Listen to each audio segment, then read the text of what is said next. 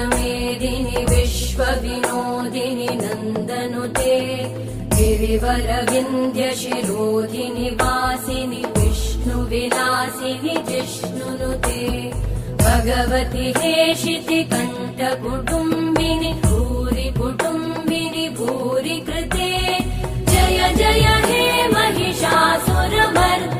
रम्यकपर्दिनि शैलसुते